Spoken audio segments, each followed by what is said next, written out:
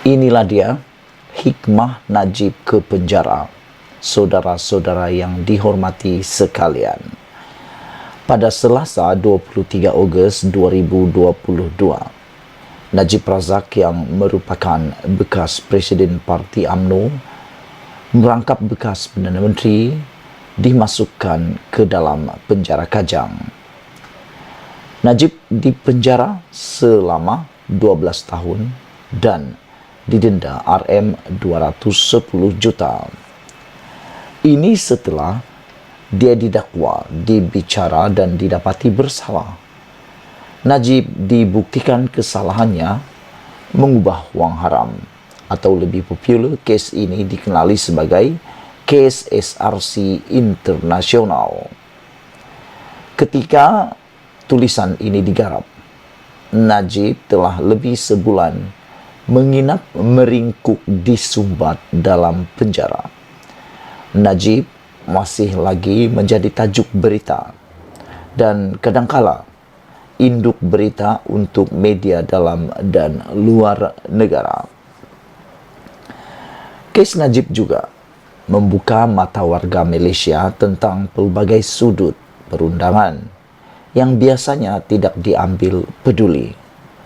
Pemahaman tentang kewujudan beberapa tahap mahkamah, tentang peranan pendakwa, cara hukuman ditulis, dan cara peguam menjalankan tugas. Saudara penonton sekalian, secara positif, kes SRC Najib membawa pencerahan terhadap lembaga kehakiman. Najib, tokoh politik yang bukan kecik anak, pernah menjadi Menteri Besar Pahang, memimpin dan menjadi Ketua Pemuda UMNO, dan kemudian menjawat Presiden Parti. Seterusnya, dia menjadi Menteri Belia dan Sukan, Menteri Pertahanan sebelum menjadi Perdana Menteri pada 3 Mei 2009. Pada Julai 2011, Najib juga pernah menjadi tamu Ratu Elizabeth di Istana Buckingham, London. Baginda Elizabeth sengaja memakai baju kuning untuk memberi ingatan kepada Najib bahawa kuning ialah waran NGO bersih. Ops, silap. Warna kuning ialah warna diraja. Najib juga ada darah kerabat diraja Pahang. Saudara yang dihormati sekalian, ketika menjadi Perdana Menteri, Najib adalah rakan golf Presiden Obama dari Amerika Serikat. Pada tahun 2015, Najib pernah dilihat bercanda-canda main golf di Hawaii dengan Obama. Najib memang hebat. Malah, ketika bertemu Presiden Trump pada bulan September 2017, Najib telah berjanji kepada Presiden Trump untuk menyelamatkan ekonomi Amerika Serikat. Najib berkata kepada Trump yang dia akan mengarahkan sistem penerangan Malaysia MAS untuk membeli kapal terbang Boeing buatan Amerika Serikat. Malah, jumlah duit yang hilang dalam kes 1MDB, kes yang sedang berjalan, adalah satu rekod dunia dalam dunia rompakan. Sekali lagi nak saya sebutkan di sini, malah jumlah duit yang hilang dalam kes 1MDB, kes yang sedang berjalan, adalah satu rekod dalam dunia rompakan. Rekod dunia ini hingga ke hari ini masih dipegang oleh Najib. Sah, lagi terbukti, sosok yang bernama Najib ini bukan sosok kecil anak. Amin. Kini, Najib diberitakan sakit pula. Saya amat yakin, sakit ini bukan teater. Sakit ini bukan sendiwara. Pandangan saya ini adalah dari pengalaman. Saya telah memasuki beberapa berbelas-belas penjara dan lokap dalam dan luar negara. Untuk yang belum pernah memasuki penjara, biar saya paparkan rutin penjara itu. Ini pencerahan dari Hisamuddin Rais yang juga bekas banduan. Pencerahan ini hasil pengalaman yang telah saya lalui. Pertama, pada petang Selasa 23 Ogos 2022, Najib dibawa dalam kereta polis, biasanya dalam Paddy Wagon atau Black Maria. Najib agak spesial atau istimewa. Dia naik kereta polis dari kompleks mahkamah di Putrajaya ke penjara Kajang. Untuk banduan yang baru masuk ke penjara, ini rutinnya. Sang banduan akan diambil gambar. Wajah muka depan, sebelah kiri dan kanan akan direkam. Ketinggian dan berat badan dan umur, jantina dan jantina sama ada jantan atau betina akan dicatat. 10 cap jari akan diambil. Sang banduan akan dibogelkan untuk dicari kesan parut luka atau ada tanda badan atau ada tanda tatu. Semua ini direkodkan. Ketika bogel, sang banduan juga diminta menunggeng dan lubang jubur diperiksa jika ada percubaan untuk menyeludup dada atau apa sahaja. Kemudian, sang banduan akan mandi. Pakaian penjara akan diberi mengikut status penjara. Sang banduan akan dibawa ke dalam sel yang telah disediakan. Banduan akan diberi nombor. Nombor saya di Kamunting ialah 2504. Nombor inilah yang menjadi pengganti nama. Esoknya, sang banduan akan dibawa ke klinik penjara untuk direkam butir kesihatan dan apa-apa keperluan perubatan. Apa penyakit yang dihadapi dan apa ubat yang perlu, semua akan diambil tahu oleh tabib penjara. Ini rutin yang saya alami di penjara Air Molek Johor Bahru, di bilik sulit tahan rahsia ISA, di kem Kamunting, di penjara Taiping, di Melbourne, Australia, dan di Bombay, India, semua sama. Semua negara bekas tanah jajahan Baginda Queen Elizabeth memakai sistem yang sama. Ini susun cara peraturan dalam penjara antarabangsa. Selangga penjara, saya tidak tahu apakah Najib dalam bilik persendirian atau berkongsi dengan banduan lain. Jika berkongsi dalam bilik seluas 2 bilik darjah, pasti ada tandas dan bilik mandi. Semua dikongsi. Katil bertilam nipis, kain selimut dan bantal disediakan. Lampu dalam bilik sel sentiasa cerah. Kalau dalam sel kecil untuk 3 orang, tidak ada tandas. Diberi calung, tin kosong untuk kencing. Jika nak terberak, sakit perut tengah malam, maka wajib memanggil warden, pegawai yang mengawal orang tahanan di penjara. Jika tidak ada warden, maka terberak dalam calung. Ketika saya menulis ini, jika Najib telah bercampur gaul dengan banduan lain, pasti Najib telah tahu beberapa linggo selangga penjara. Dalam penjara, warden panggil cikgu, payung artinya ada yang membantu.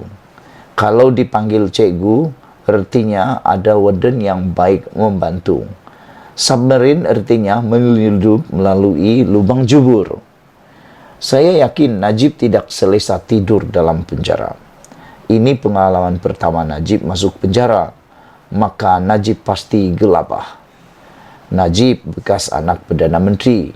Hidup Najib dari kecil amat lumayan. Hidup yang semua disediakan. Najib dilahir dan dibesar dalam alam mewah. Najib dari kecil lagi dikelilingi oleh pembantu. Bila mencampuri politik Najib, Najib menjadi pemimpin. Najib bukan pemasang poster, bukan pengatur kerusi, bukan memasang kemah atau memikul alat pembesar suara. Najib sentiasa didukung, ditatang dan dimuliakan. Najib tidak pernah ke pasar, tidak pernah memanjat kelapa, tidak pernah beratur di pasar raya, dan tidak pernah berjumpa Mat Bangla tukang pam minyak di stesen Petronas. Makanan Najib sentiasa terhidang. Tepuk dada tanya selera. Babu dan tukang masak akan mengurus. Jika selera Prancis datang, maka Chief Prancis akan dilanggan. Di meja makan, semua makanan terhidang dalam pinggan mangkuk tembikar buatan terbaik dari England. Sudu garpu dari Perak. Di penjara Kajang, makanan sampai dalam tray plastik dan makan dengan tangan. Pada malam pertama, dalam sel di malam pertama, ketika terlentang keseorangan, Najib akan mengelamun. Semua babak yang membawa dirinya ke Kajang akan melintas satu demi satu. Wajah istri pertama, wajah Rosma, wajah Altantuya akan muncul. Najib akan terkenang pelukan istri barunya. Wajah Sirul dan Azilah juga akan muncul. Apabila wajah Azilah muncul, Najib akan membuka mata, kerana Azilah juga sama berada dalam penjara Kajang. Secara jujur, babak-babak ini akan bermain dalam kepala Najib. Paling dramatik ialah babak sumpah laknat di Masjid Kampung Baru. Macam filem yang akan berputar dalam ingatan. Ini yang dialami oleh semua banduan dalam penjara. Adalah menjadi fakta dari pengalaman bahwa paling ramai orang tidak bersalah telah saya sendiri temui dalam penjara. Najib juga yakin dia tidak bersalah. Di sebalik Najib masuk penjara, ada satu perkara yang wajib saya rakamkan. Yang ingin saya rakamkan ini bukan kegembiraan atau tepuk tangan kerana Najib masuk penjara. Bukan. Ada satu perkara yang lebih penting yang wajib kita pelajari dari pemenjaraan Najib. Perkara ini hikmah runtuhnya 22 bulan Kerajaan Pakatan Harapan PH. Saudara yang dihormati sekalian, awalnya saya merasa kecewa juga apabila Kerajaan PH runtuh. Tapi semenjak Najib masuk penjara, pandangan saya berubah. Rupa-rupanya ada hikmah di sebalik jatuhnya Mahathir. Ada hikmah apabila Kerajaan Muhyiddin menjadi kerajaan gagal. Ada hikmah apabila Ismail Sabri menjadi Perdana Menteri. Bayangkan, jika Mahathir masih lagi Perdana Menteri pada Selasa 23 Ogos 2022 yang lalu, gambarkan Muhyiddin sebagai Perdana Menteri pada hari Selasa itu. Saya yakin, jika Mahathir atau Muhyiddin Perdana Menteri ketika hakim memenjarakan Najib, negara ini akan menjadi kacau bilau. Pada petang Selasa 23 Ogos 2022, Malaysia tenang dan teratur. Tidak ada huru-hara, walaupun yang masuk ke penjara bekas Perdana Menteri dan bekas anak Perdana Menteri. Kita wajib berterima kasih kepada Ismail Sabri. Tahniah Ismail Sabri. Tanpa Ismail Sabri sebagai Perdana Menteri, saya tidak yakin pemenjaraan Najib akan berjalan dengan tuntas. Salut kepada Ismail Sabri. Najib Razak, bekas Presiden UMNO, dimasukkan ke dalam penjara Kajang oleh Ismail Sabri yang merupakan naib Presiden UMNO. Inilah dia hikmah. Perdana Menteri dari UMNO memenjarakan bekas Presiden partinya sendiri. Jika Mahathir menghantar Najib ke penjara, pasti rakyat akan keluar berdemo sama seperti kes liwat Anwar Ibrahim. Mahathir akan sekali lagi menjadi Maha Firaun dan Maha Zalim. Mahathir akan dituduh sekali lagi sebagai kepala konspirasi. Malah hari ini sesudah Najib di penjara masih ada penyokong Najib yang percaya lagi, yakin bahawa semua ini kerja Mahathir. Masih ada yang percaya di belakang pemenjaraan Najib ini dikatakan kerja gelap Mahathir. Bayangkan, jika Muhyiddin menghantar Najib ke penjara dan rakyat keluar berdemo, dengan sekelip mata kerajaan Muhyiddin akan patah terbarai. Jangan lupa kes arwah adib. Lihat bagaimana huru hara telah diolah untuk mengganggu gugat kerajaan PH. Jika Mahathir atau Muhyiddin menghantar Najib ke Kajang baru-baru ini, huru hara ini pasti beratus kali berlipat ganda dari demo kematian adib. Tidak mustahil kacau bilau ini akan menjurus ke tahap tragedi 13 Mei.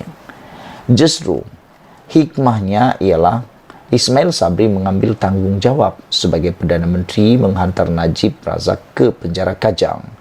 Tahniah Ismail Sabri. Tahniah juga wajib diberikan kepada Mahathir. Sosok yang licik berpolitik ini memiliki pembacaan politik yang tepat. Mahathir juga bijak membaca watak. Mungkin tidak sebijak membaca sekilas ikan air, sudah kenal jantan betinanya.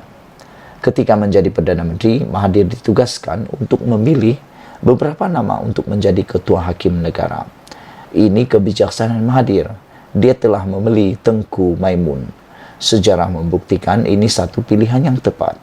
Tahniah juga kepada Muhyiddin. Dia melantik peguam negara yang baru. Langkah Muhyiddin yang tepat dan bijak ialah dia tidak menggantikan pendakwa raya dalam kes SRC internasional yang sedang berjalan. Kejayaan rakyat pula ialah Ketua Pendakwa Sri Ram dilihat oleh Najib dan Rosmah sebagai pendakwa yang tidak lut dengan timbakan peluru emas. Sri Ram wajib dinyah. Tetapi tugasan Sri Ram diteruskan oleh Muhyiddin dan tidak disingkir. Muhyiddin meneruskan semua pasukan yang menjalankan pendakwaan terhadap Najib. Kenyataan Muhyiddin yang dia tidak mencampuri urusan kes Najib dan juga Zahid adalah benar belaka. Muhyiddin membocorkan bagaimana 1 minggu sesudah menjadi Perdana Menteri, Zahid telah datang berjumpa.